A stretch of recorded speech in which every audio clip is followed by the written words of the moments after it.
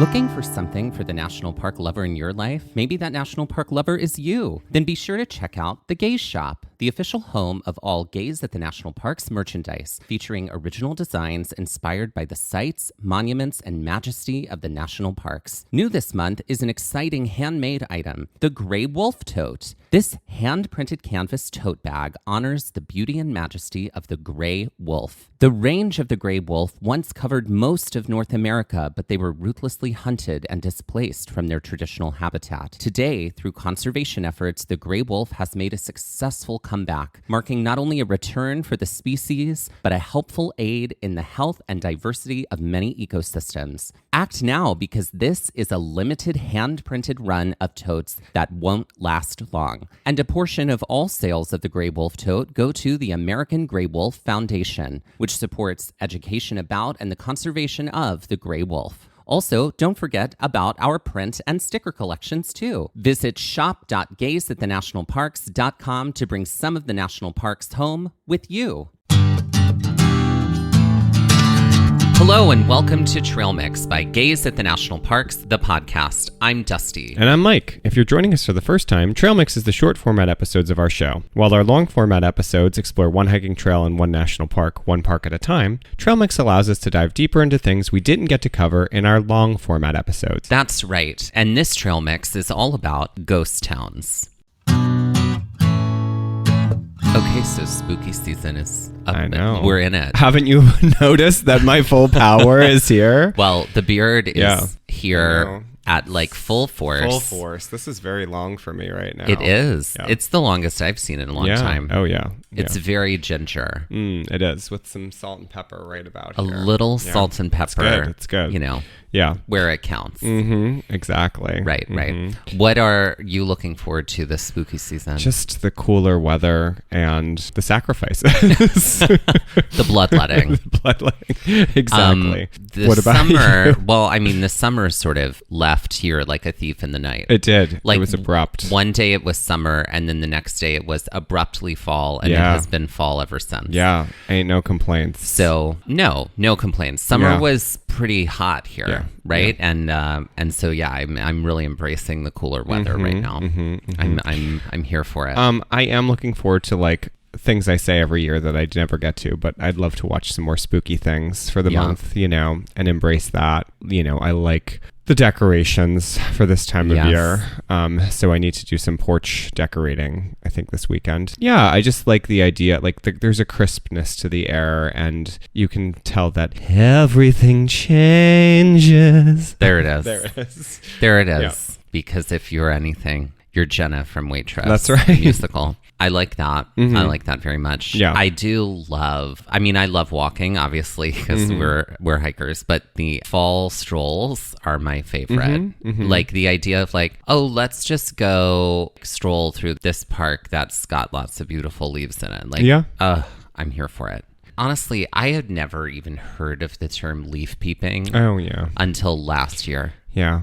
I was like, did that just suddenly show up? It's a very white thing. Oh, Yeah, it is. Also, I'm not going to lie. The term sounds a little creepy and sketchy for me. Oh, yeah. Like it feels very peeping Tom. Leaf peeping. I don't like it. I don't like saying it. That's not the thing I like to say that I'm doing. I do like to go out and look at leaves. And you're an ogler, a leaf ogler. Oh, I don't like that either. No, that's a no from me too. You're a glarer of leaves, a gazer. A gazer of leaves. Yeah, I'll right. take that. I do like a good warm soup. Oh, yeah. Soup season's soup here. And also fireplace season. time. Oh, yeah. Yep. Fires. Doing that later. Yes. That's what I love about spooky season. Me too. Right? And I do love telling ghost stories. Yeah.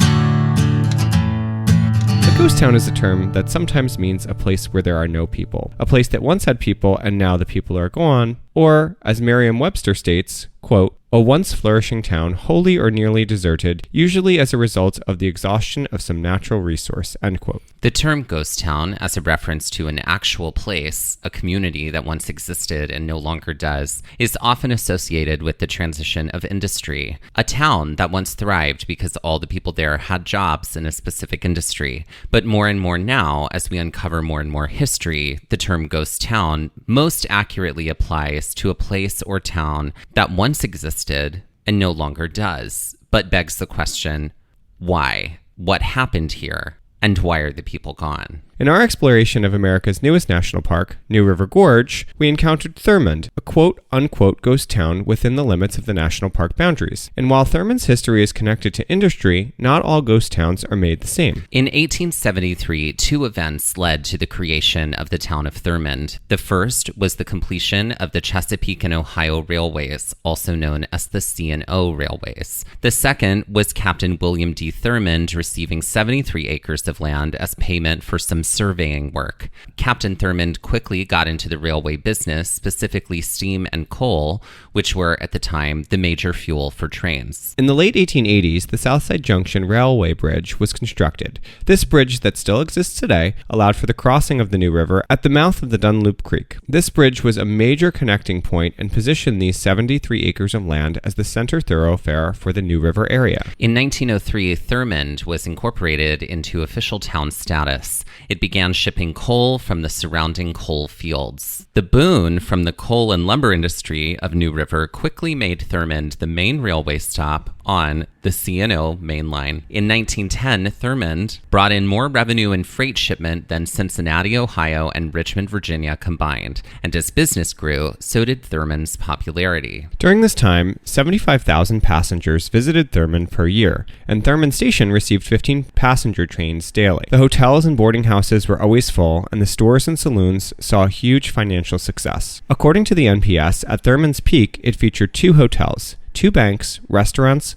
clothing stores, a jewelry store, a movie theater, dry goods stores, and business offices. And the financial success continued through the 1920s. Okay, so based on this, what do you think is going to happen next? Bust. Bust. Yeah. What do you think is going to cause the bust? Electricity. Electricity. Well, let's see. Okay.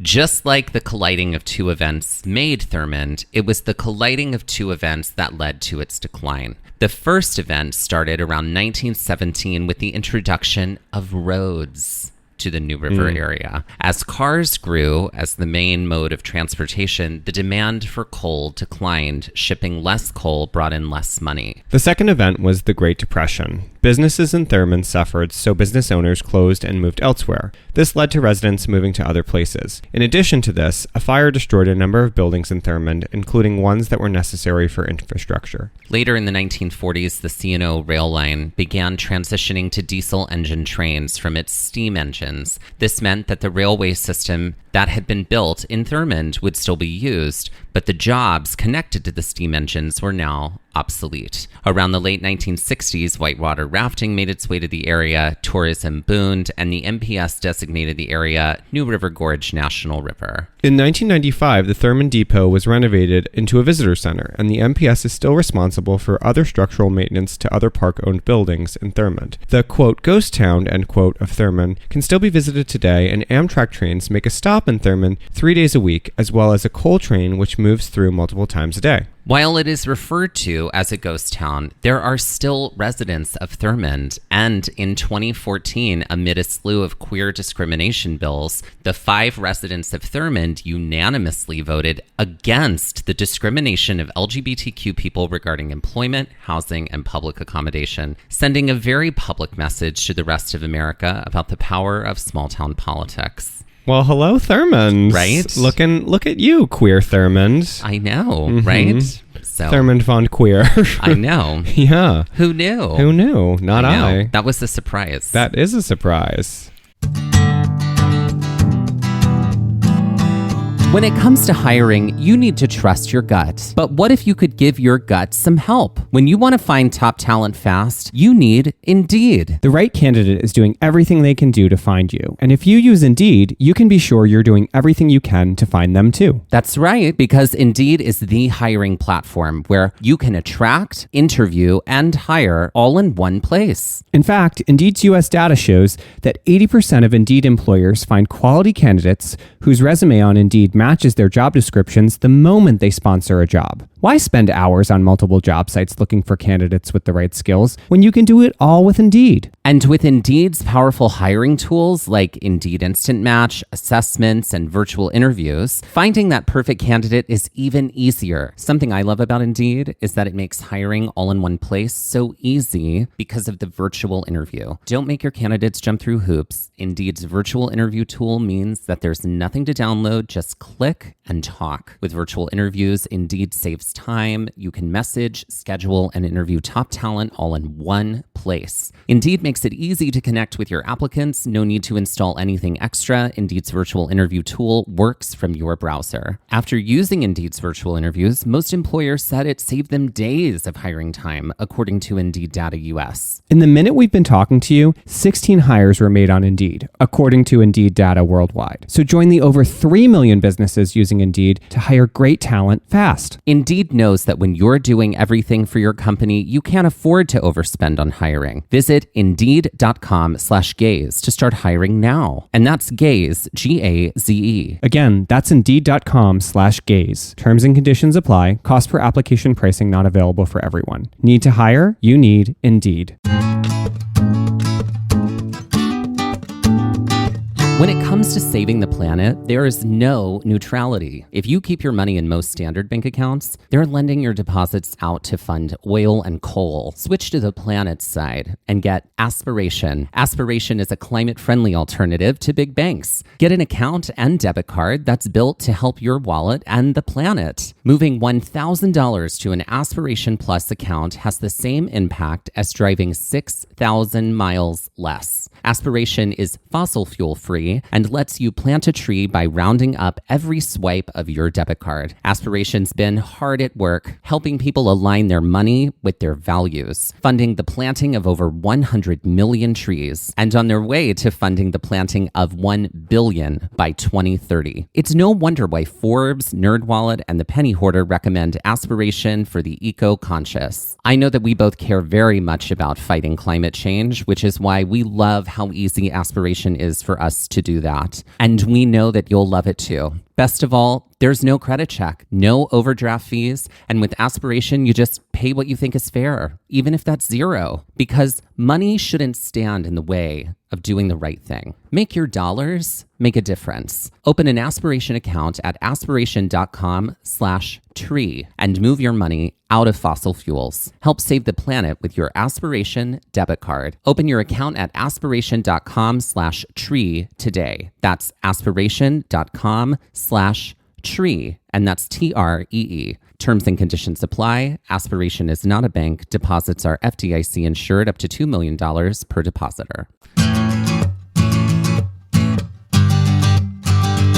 Let's now turn our attention to another ghost town, also on land inside of the national park boundaries, and that is over at the Lake Mead National Recreation Area. For context, Lake Mead was created by the building of the Hoover Dam and located in the land also called Nevada. Not far from the intersection of the Muddy River and Colorado River is a quote-unquote town that was founded in 1865 by Mormon settlers called St. Thomas. However, the first community that called the area home were the ancestral Puebloan people. Their dwelling later became known as the Lost City, and this dwelling has been recreated at the Lost City Museum in Overton, Nevada. Mormons settled this town because of the fruitful farmland and the access to the Colorado River as a water source. They also thought they were still within the Utah and Arizona territories. When it was confirmed that it was Nevada territory, officials in Nevada asked for 5 years in back taxes. The Mormons didn't want to pay these back taxes, so they voted to abandon their crops and burn down their homes,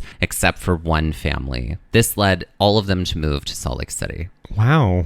Yeah. Surprise, surprise, Mormonism. Please, Mormonism, right? Soon, new settlers moved into the area to grow crops on the fertile farmland. At the height of St. Thomas, it had about 500 residents, but in 1928, President Calvin Coolidge approved the bill to build the Hoover Dam, also known as the Boulder Dam. In 1935, Lake Mead began to form, and the residents were told they would have to relocate. The waters of Lake Mead began to rise, and soon the very last residents had to paddle away in a small boat. At its highest, the water in Lake Mead was 60 feet above the town of St. Thomas. Since 1938, there have been many moments in time where the water levels have revealed St. Thomas again. And since 2002, St. Thomas has remained visible. And as Lake Mead dries up more and more, literally by the moment, it continues to become more and more visible. This year, the lake has reached its lowest point in water elevation, a place that hasn't been since the lake began filling up in 1937. At this time, the NPS does allow visitors to access St. Thomas by car.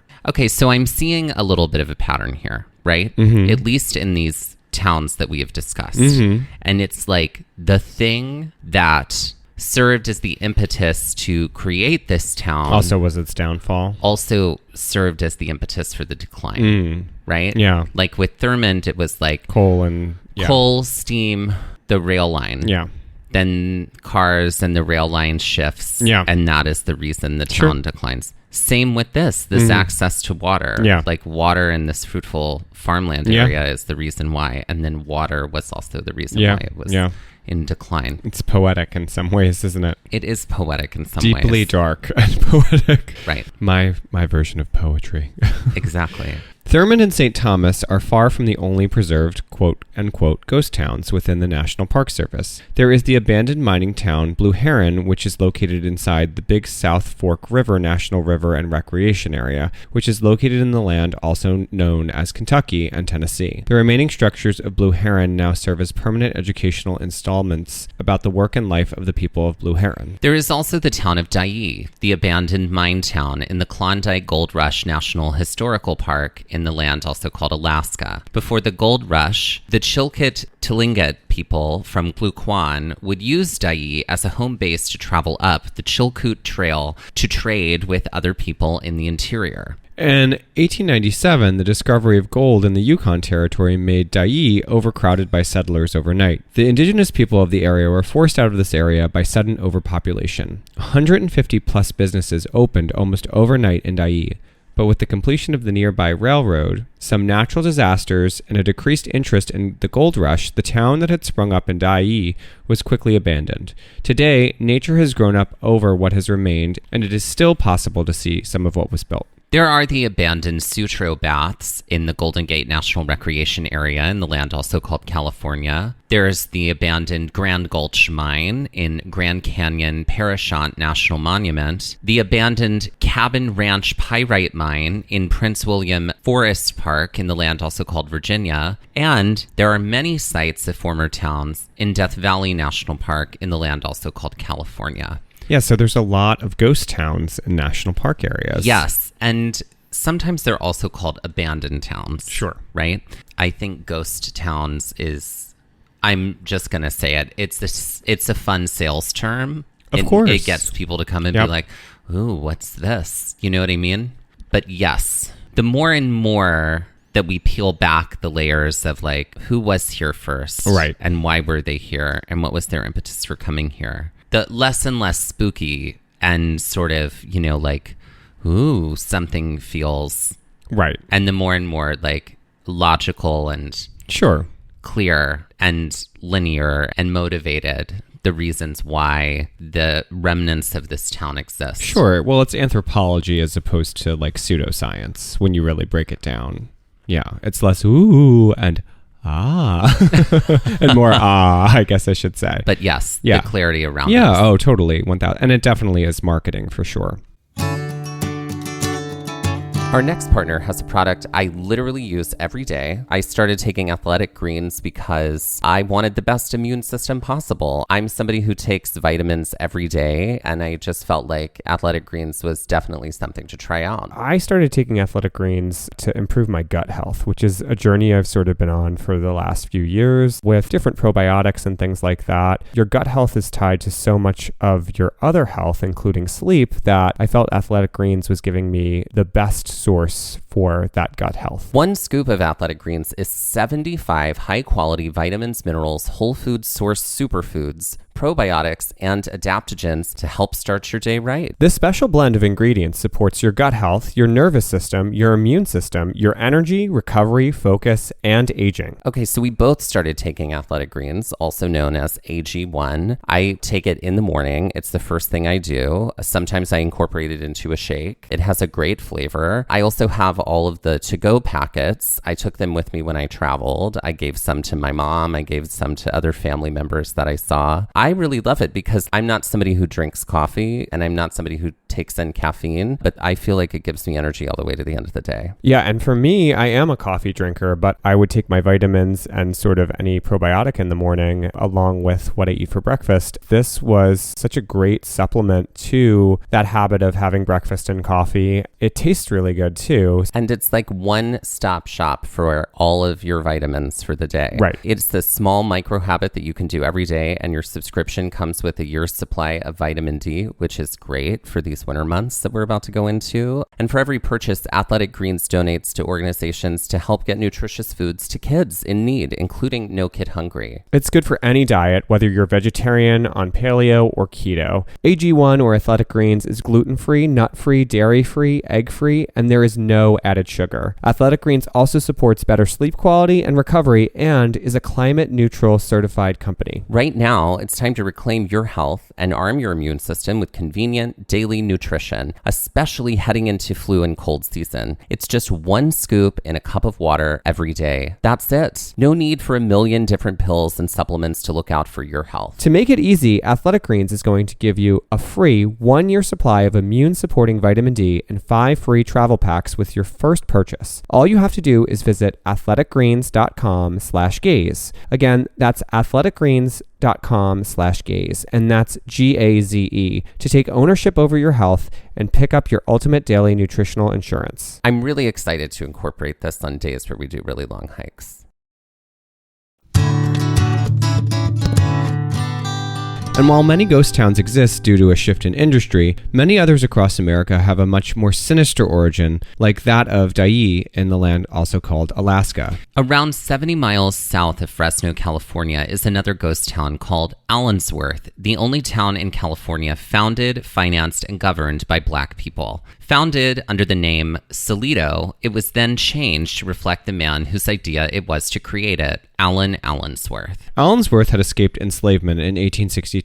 After a stint in the Navy, he studied theology at Roger Williams University. He soon became the U.S. Army chaplain, and in 1906, upon retirement, was the highest-ranking black man in the U.S. Army. After moving to California, envisioning a town devoted to the prosperity of Black people, on August 3, 1908, Allensworth, the all-black town, was founded. Between the civically engaged community, the train depot on the Santa Fe Railroad, and the rich soils for crops, Allensworth and its people thrived, reaching over 300 residents and attracting Black thinkers and Black educators from all over. But the decline of Allensworth came from the systemic racism inside the utility companies. The Pacific Water Company had promised to build wells within Allensworth in order to provide regular access to water after their current water source ran out. Instead of keeping this promise, they built the wells only in neighboring white neighborhoods. This led to a loss of crop production and a loss of townspeople. Quickly, the town was abandoned. It is now preserved in Colonel Allensworth State Historic Park and can be visited today. Colonel Allensworth was far from the only person who left the South and moved to the West to establish and cultivate thriving and prosperous opportunity and community for Black Americans. Frances Marion Boyer left the South after escaping threats from the Ku Klux Klan and ended up in New Mexico. With a loan from the Pacific Mutual Company, Boyer began a farming business by digging a well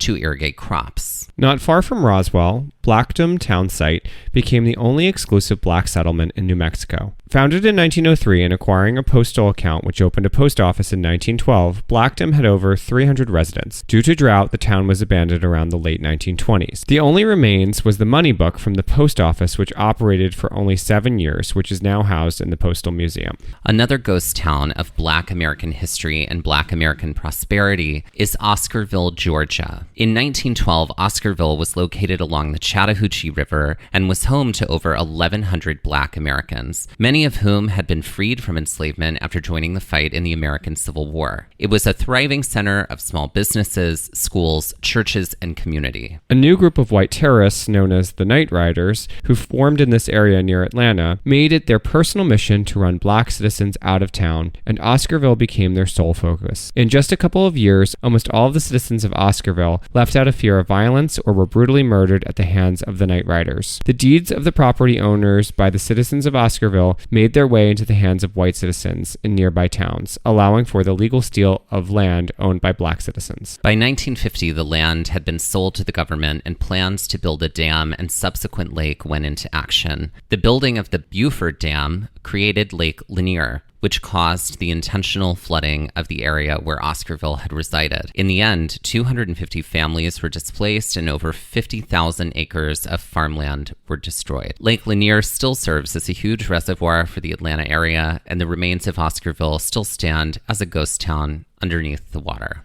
And racism strikes again. Yeah. Yeah. It's interesting because, I feel like ghost town as a phrase, again, back to sales for a second, right? It feels marketing. It feels like something to drive tourism or something like, oh, there's a ghost town and we can blah, blah, blah, right? And movies, people walk through it and all that kind of stuff, right? But the reality is that they're remnants of community. Yeah. They're remnants of community that at a time, a thriving, successful community, somehow, some way. And these are only a few examples of course. There is such a long history with any abandoned town or any abandoned site. Not just in the U.S., too. And not just in the U.S. Yeah. And not just within the national park boundaries. Yeah. These ghost towns that we've shared with you today in this episode are only a handful of the towns in America, and also only represent a very small select few ghost towns that were created out of the unfair driving out of one group of people by another. The term ghost town is already rooted in colonization. It is inherent in the term. Town is a Western civilization term centered in commerce and money-making, and historically doesn't center human worth and community. What it is centered in is white, European settler capitalism. What remains in a ghost town are not only the structures of European settlement, but also, and most often, the remnants of continued racism, genocide, and erasure that has always been at the root of creating the country on the land that we also call America.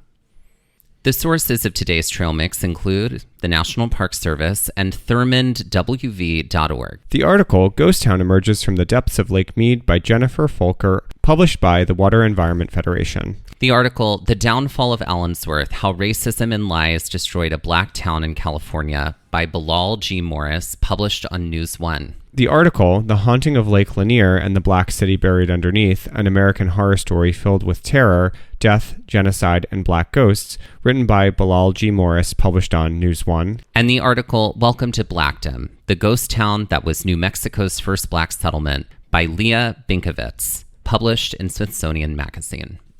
And now, let's end this episode with a game. So, Mike, you've prepared a quick game for us to end this episode on. I have. Since we were talking about ghost towns, even though we've just gone over what they are and, how they aren't really rooted in haunting, but we are in spooky season. This is all about ghosts from literature, this game. Oh, okay, great. So, I've got a few clues. Oh, my gosh. I got a few clues for you. Great. I can't talk today. I don't know what's wrong with me. So this game is called I Ain't Afraid of No Ghost. Okay. Great. For 100. While there are plenty of house ghosts in Hogwarts Castle, this ghost was always particularly helpful with Harry, especially when taking a bath with the second clue from the Tri-Wizard Tournament. Who is Moaning Myrtle? That's correct. Can't believe I remembered that. Yeah. Great. Get ready. For 200, this character is visited by 4 ghosts in total, helping him to change his miserly ways in what may be considered a Christmas miracle. Who is Vanessa Williams in A Diva's Christmas Carol? And don't say I'm not right. Who is I'm right. Susan Lucci and Ebby? In Ebby. How do I know you're gay? Ebby is great. And it's on, I found it on YouTube. Yeah, it's great. Obviously, who is Ebenezer Scrooge? Can you name the ghosts? Oh, yeah, of course. Well, there's Jacob Marley is the first one. And then Christmas Past, Christmas Present, Christmas Future. Great. There you go. Ta-da. For 300, Blinky, Pinky, Inky, and Clyde are all 8-bit character ghosts in this 80s arcade-style video game. What is Miss Pac-Man? Or Pac-Man? What is Pac-Man? Right. I'm sure they have different names than Miss Pac-Man. Oh, they might be the lady ghosts. I don't know. Yeah. Okay, great. I don't know either. For 400, if you strike me down, I shall become more powerful than you can possibly imagine, says this character to Darth Vader, only to reappear later as a spectral version of himself. Who is Darth Sidious? No? Okay. This is like original Star Wars. Oh, original Star Wars. Oh, who's Obi-Wan? That's correct. Kenobi. That's right. Okay, that's right. And for 500, this formerly alive, real-life baseball player was the first ghost to appear in Kevin Costner's Cornfield and the first to tell him, if you build it, he will come. Oh, God. I know. It's a $500 clue. Okay. I've seen this movie one time. Okay. I think when I was like 7 years old. Okay. So this is going to be... I'm going to get it on like the 4th guess. Okay. Who is... Do you know who the actor was that played him? Who's now recently deceased?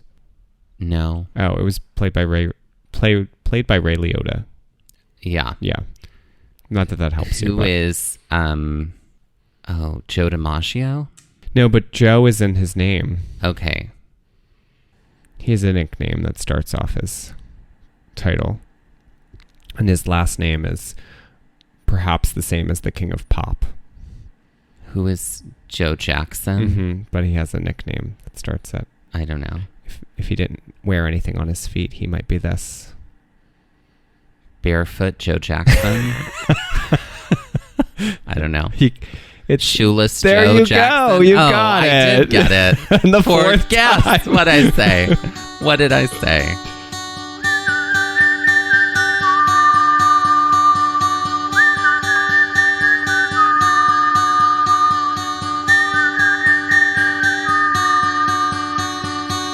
This has been Trail Mix by Gaze at the National Parks, the podcast. And we're here to remind you to hike early and hike often, and that adventure is always out there. Gaze at the National Parks was created and is hosted by us, Dustin Ballard and Michael Ryan. To see images from this episode, follow our Instagram at Gaze at the National Parks. To contact us, email us at gazeatthenationalparks@gmail.com. To find out more about the parks visited on this show, visit our website, gazeatthenationalparks.com. That's Gaze, G-A-Z-E. All original artwork featured on Instagram, on our website, and in the Gaze Shop is by me, Michael Ryan. All original music was written by Dave Seaman and performed by Dave Seaman, Mariella Klinger, and Sean Sklios. Our music producer is Skyler Fortgang. This episode was edited by me, Dustin Ballard. We would also like to acknowledge that we're recording this episode, that we are on the traditional and stolen lands of the Lenape people, also known as Middlesex County, New Jersey.